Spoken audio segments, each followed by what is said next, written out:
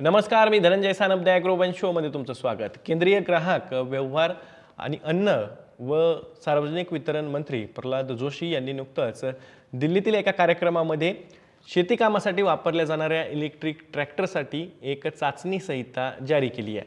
आता ही चाचणी संहिता BIS म्हणजेच भारतीय मानक ब्युरो यांच्याकडून या इलेक्ट्रिक ट्रॅक्टरची सुरक्षितता, त्यासोबतच त्याची कार्यक्षमता वाढवणं, त्यासोबतच विश्वासार्हता अधिक वाढीस लावणं यासाठी एक समान आणि एक सुसंगत अशी चाचणी संहिता या संदर्भात जारी करण्यात आलेली आहे। आता या चाचणी संहितेमुळे इलेक्ट्रिकल ट्रॅक्टरला मोठ्या प्रमाणात बूस्ट मिळेल अशा प्रकारचा दावा केला जातोय, परंतु इलेक्ट्रिकल ट्रॅक्टरची नेमकी ग्राउंड रिॲलिटी काय आहे? शेतकरी या इलेक्ट्रिक ट्रॅक्टरला खरंच तेवढंसं आपलंसं करतायत का, किंवा त्याची मागणी वाढती आहे का? या संदर्भात काही रिपोर्ट्स अलीकडेच समोर आलेले आहेत। ते नेमकं काय सांगतायत? या इलेक्ट्रिक ट्रॅक्टरसाठी अजूनही ग्रामीण भारतात नेमक्या कोणत्या असुविधा आहेत आणि त्याच्यामुळे अडथळे निर्माण होत आहेत, या सगळ्यांचा आढावा आपण आजच्या द ॲग्रोवन शोमध्ये घेणार आहोत। त्यामुळे तुम्ही व्हिडिओ शेवटपर्यंत नक्की बघा। आता इलेक्ट्रिक ट्रॅक्टरबद्दल आणि त्याच्या वापराबद्दल असं बोललं जातं की यातनं हवेचं प्रदूषण कमी होतं, त्यासोबतच ध्वनी प्रदूषण सुद्धा कमी होतं, कारण की या ट्रॅक्टरचा आवाज मोठा नसतो। त्यासोबतच धूर उत्सर्जन सुद्धा या ट्रॅक्टरमधून होत नाही, कारण की हे डिझेलऐवजी बॅटरीवरती चालतं। तसंच त्याचा मेंटेनन्स म्हणजे देखभालीचा खर्च सुद्धा कमी असल्याचं बोललं जातं। आता हे सगळं असताना तरीही इलेक्ट्रिक ट्रॅक्टरला मात्र देशात मोठ्या प्रमाणात मागणी अद्यापही नाही आहे। त्याचं कारण काय आहे? तर ग्रामीण भागात असलेल्या पायाभूत सुविधांचा मानवा। आता ज्यावेळेस इलेक्ट्रिक ट्रॅक्टर येणार आहे त्यासाठी सगळ्यात महत्त्वाची गोष्ट काय आहे? तर इलेक्ट्रिक ट्रॅक्टरमध्ये असणारे बॅटरी, या बॅटरीला चार्ज केल्यानंतर हे ट्रॅक्टर चालू शकतं। परंतु ग्रामीण भागात अजूनही अखंडित अशी वीज पुरवठा किंवा अखंडित असा वीज पुरवठा हा केला जात नाही, आणि त्यामुळं या ट्रॅक्टरला इथे सर्वात महत्त्वाचा अडथळा किंवा याच्या विस्ताराला आणि त्याच्या मागणीला मोठी खीळ या विजेच्या असुविधेमुळे निर्माण होते आहे। आता असं असलं तरी केंद्रीय कृषी मंत्रालयानं ग्राहक व्यवहार मंत्रालयाकडे या संदर्भात एक म्हणजेच इलेक्ट्रिक ट्रॅक्टरच्या संदर्भात एक चाचणी संहिता काढण्यासाठी शिफारस केलेली होती। ती शिफारस या मंत्रालयानं स्वीकारली आणि त्यानुसार एक चाचणी संहिता या शेती कामासाठी वापरल्या जाणाऱ्या इलेक्ट्रिक ट्रॅक्टरसाठी करण्यात आलेली आहे। अर्थात ही चाचणी संहिता कशासाठी करण्यात आलेली आहे? तर यामध्ये सामान्य शब्दावली, सामान्य मार्गदर्शक तत्व आणि परिभाषित चाचण्या प्रदान करण्यात येणार आहेत। त्यासोबतच PTO पॉवर, ड्रोबार पॉवर आणि बेल चाचणीचा सुद्धा यामध्ये समावेश आहे।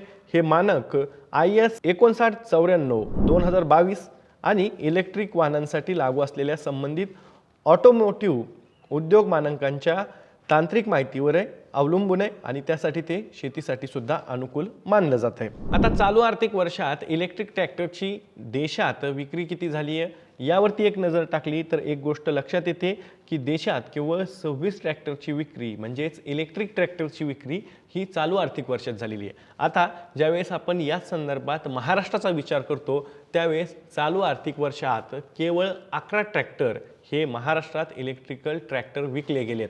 म्हणजेच अजूनही मोठ्या प्रमाणावरती या इलेक्ट्रिक ट्रॅक्टरला पसंती शेतकरी देत नाहीत।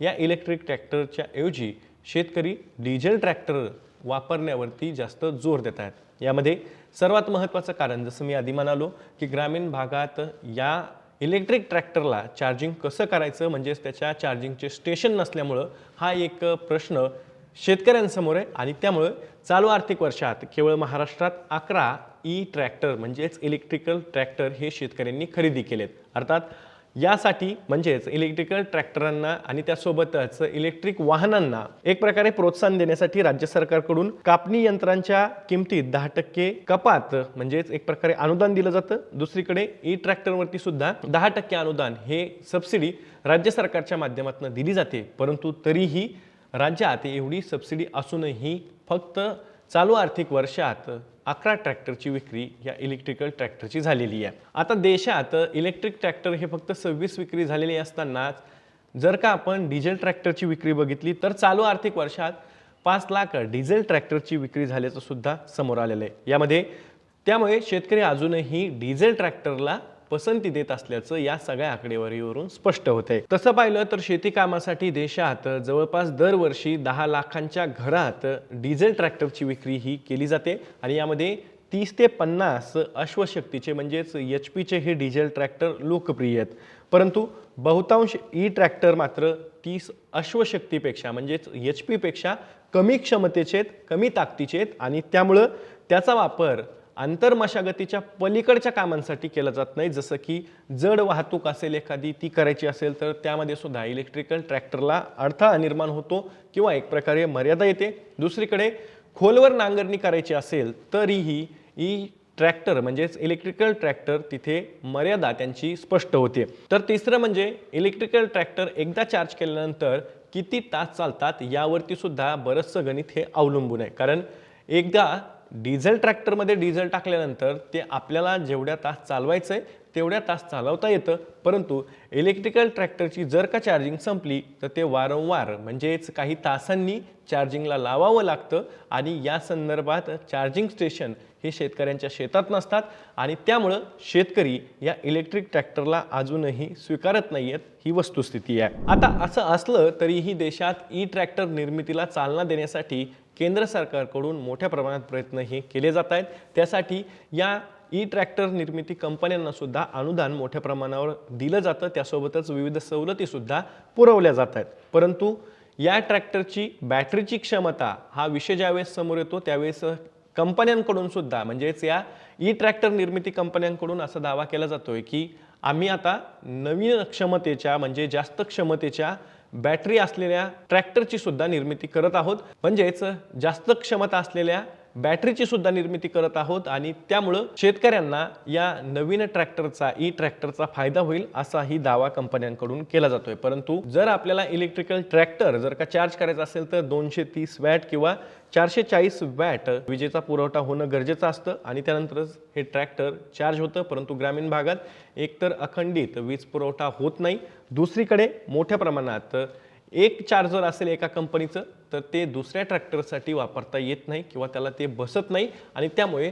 या चार्जिंगच्या असुविधेचा सुद्धा प्रश्न निर्माण होतो आणि त्यातून शेतकरी या ट्रॅक्टरसाठी पसंती देत नसल्याचं सुद्धा बोललं जात आहे आणि त्यामुळं अर्थातच एकूणच या ट्रॅक्टरचा खर्च जसं कमी आहे असं बोललं जातंय तो मात्र ग्राउंड पातळीवरती जमिनी पातळीवरती वाढताना दिसतो असं सुद्धा शेतकरी सांगतात। आता केंद्र सरकारने यासाठी BIS चाचणी संहिता ही जारी केलेली असली तरीही अद्यापही या ट्रॅक्टरचा शेतकऱ्यांना मनावा तेवढा फायदा होताना दिसत नाही आणि शेतकऱ्यांची मागणी सुद्धा किंवा पसंती सुद्धा या ट्रॅक्टरसाठी नाहीये। त्याऐवजी डिझेल ट्रॅक्टरची विक्री मात्र देशात मोठ्या प्रमाणावरती वाढत चाललेली आहे आणि दुसरीकडे केंद्र सरकार मात्र या पद्धतीचा दावा करतंय की इलेक्ट्रिकल ट्रॅक्टरची मागणी ही वाढतीये।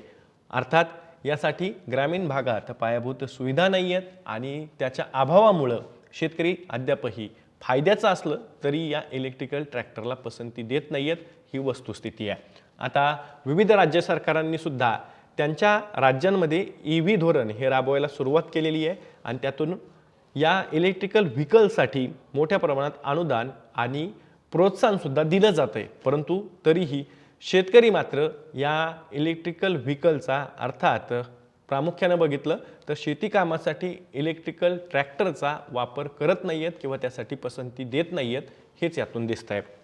इलेक्ट्रिकल ट्रॅक्टरबद्दल तुम्हाला काय वाटतंय? तुम्ही इलेक्ट्रिकल ट्रॅक्टरचा वापर करण्यासाठी तयार आहात का? इलेक्ट्रिकल ट्रॅक्टर शेती कामासाठी फायदेशीर ठरू शकतं का त्याच्या क्षमता अद्यापही आपल्या शेती अनुकूल झालेल्या नाहीयेत? तुम्हाला जे काही वाटतंय तुमची प्रतिक्रिया कमेंट बॉक्समध्ये नक्की कमेंट करून सांगा। मी दररोज संध्याकाळी 6 वाजता ॲग्रोवनच्या यूट्यूब चॅनलवर शेती आणि शेतकऱ्यांच्या हिताचे मुद्दे घेऊन येत असतो, त्यामुळे तुम्ही अजूनही ॲग्रोवनच्या यूट्यूब चॅनलला सबस्क्राईब केलं नसेल तर लगेच सबस्क्राईब करा। व्हिडिओ जास्तीत जास्त शेतकऱ्यांपर्यंत पाठवण्यासाठी व्हिडिओला लाईक आणि शेअर नक्की करा। आपण पुन्हा भेटू, तोवर तुम्ही तुमची आणि तुमच्या जवळच्या माणसांची काळजी घ्या।